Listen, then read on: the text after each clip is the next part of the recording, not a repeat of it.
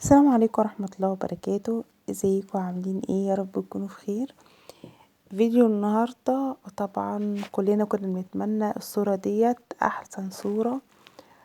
كنا عايزين نشوفها من تاني، وهي لمة عيلة الحاج جابر وابو زياد والصلح، واللي كان اللي فاعل خير اكرم سلام. بجد الصور الجميلة ديت، الاولاد الحلوين بقوا في حضن باباهم من جديد. اللمة الجميلة اللي كانت بتشدنا لعيلة الحاج جابر، قنوات كتير جدا على اليوتيوب ومحتويات. مسكوا محتوى عيلة الحاج جابر، لكن كان بيشدنا فيهم التجمع والحب والسعادة والطاقة الإيجابية اللي كانوا بيصدروها لينا، رغم ان كان في بينهم مشاكل زي اي حد عنده مشاكل، لكن كنا بنبقى سعداء لما بنشوف اللمة الجميلة ديت. النهاردة زي ما انتوا شايفين اجمل صور لعيلة الحاج جابر، بتواجد طبعا ابو زياد في حضن اولاده تاني، والشروط اللي هتتم واللي اتفقوا عليها وكتبوا ورق ما بينهم، بينه وبين ابو زياد، بين الحاج جابر وابو زياد، والكلام دوت بحضور تدخل مستشار اكرم سلام. طبعا حضراتكم عارفين الشروط اللي كان عيلة الحاج جابر محددينها لابو زياد، ان هو يصرف على اولاده، وان هو ما يجيبش سيرة عيلة الحاج جابر تاني على اليوتيوب، ولا ام زياد، ولا اي حاجة ولا اي شيء خاص على قناة اليوتيوب خالص. وهو دوت اللي كانوا شغالين عليه قبل كده، وكان مسلكهم ان ما يعني ما كانش يعرضوا اي حاجة عن حياتهم الخاصة.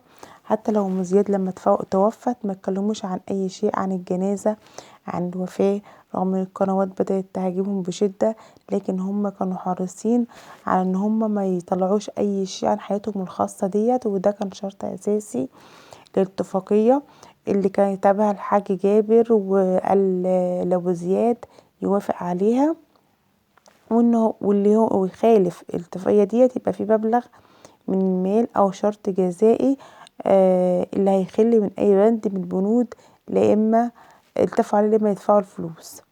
طبعا زي ما قلتلكوا ان ابو زياد هيتنازل على القواضي كلها. كان في قواضي طبعا مرفوعة ان هو يتنازل عنها بشكل نهائي، والاولاد طبعا مش هيظهروا في القناة لحد دلوقتي مؤقتا، وبعد كده بالحب زي ما انا قلتلكوا هيظهروا.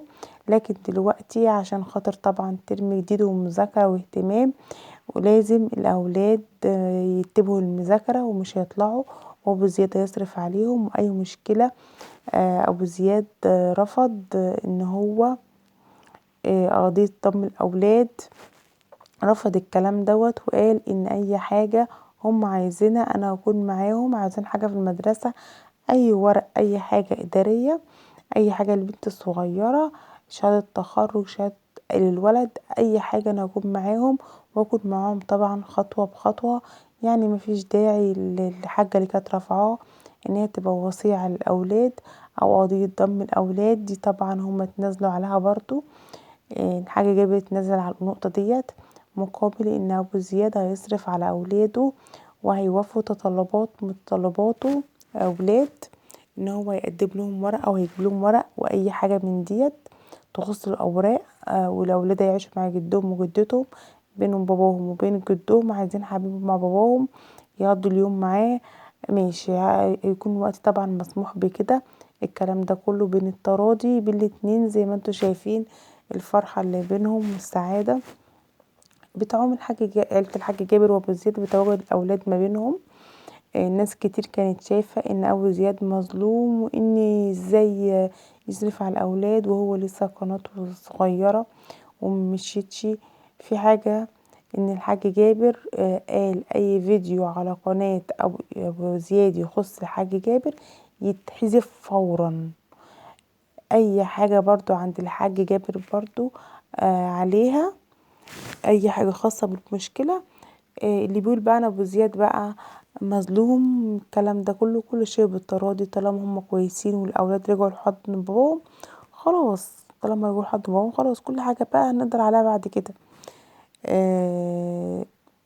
طبعا انا من ضمن الناس اللي كنت بقول لابو زياد ركز على الاولاد، هم دول هيبقوا مكسبك الاول والاخير، ما تركز على قناة تكبر وتعمل فيديوهات على حس المشاكل اللي بينكم، وكل دوت مؤقت، انما الحقيقي اللي هيدوم معاك ان هو الاولاد، من خلال مكسبك الاولاد وعودتهم لحضنك.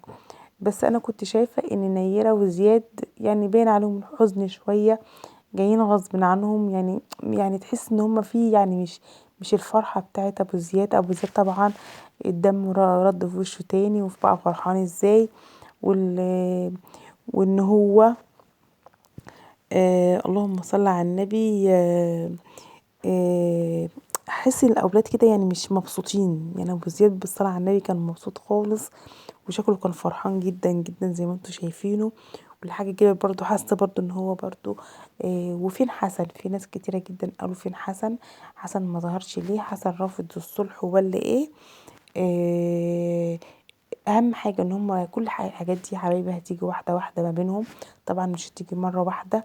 اهم حاجه ان هم رجعوا لبعض وبقوا كويسين مع بعض، ربنا يتم فرحتهم يا رب، ويخلي له اولاده، وربنا يرده له تاني، ويبقى الخير ما بينهم. نرجع بقى لموضوع صدفة طبعا، والحوار الفيلم الهندي اللي عملته بتاع حسن و سوري، يعني حسن ألفاظ طبعا وسب دين وشخر وحاجات كتير، يعني انا مكنتش حابة اتكلم فيها، بس دوت على الكلام صدفة. ناس كتير قالوا الصدفة، هو انتي بعد ما خلصتي فتح المطعم بقى وخلصتي مصلحتك خلاص بقى تهرسيه؟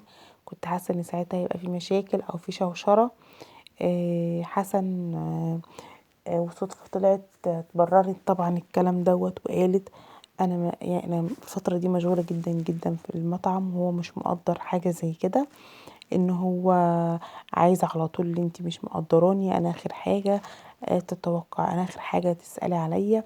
وحتى قال لها انا عاوز البنت، قالت له انا مش فاضية دلوقتي، انا بشتري حاجات للمطعم ومش فاضية انزل لك البنت. صدفة نفسها قالت بعضمة لسانها انها طردت حسن وقالت له اطلع بره.